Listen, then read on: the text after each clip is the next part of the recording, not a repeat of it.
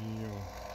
Azt mondja, hogy a szivattyú megnyitva, a nitrogénpalackhoz megnyitva, ez elzárva, ez megnyitva, a szerviz csatlakozónál itt kinyitva, megnyitva. Jó. Akkor most ezt kikapcsoljuk, megszakítjuk, és következik a nyomáspróba, fűtéstechnika.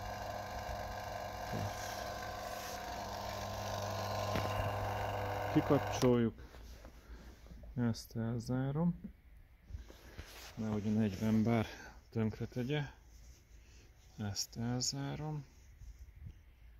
Jó. Aztán én ezt is el szoktam itt zárni. Ezt visszatekerem. És ezt megnyitjuk.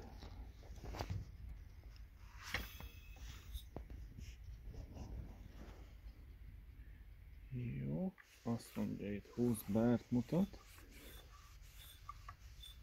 Fölemeljük 40-re, úgy. Aztán lássuk az órát. 42. Ilyenkor azt lehet, hogy ezt itt elzárom. Most még mindig 42, és szépen lassan ráengedem a gépre, a nyomás visszaesik 5-re. Itt most visszább csavarom, és így nyitom meg újra.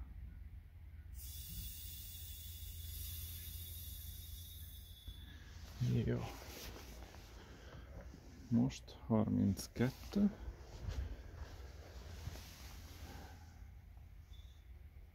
Most szép lassan fölemeljük 40-ig.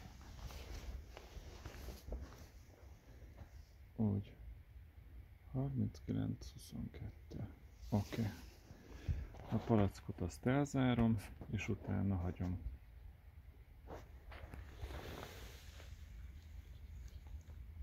Úgy. Ez elzárva. Ezt is elzárom.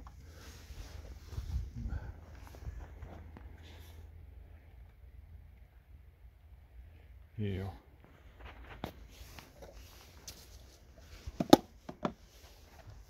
Az esőnek közben neki jön csöpögni.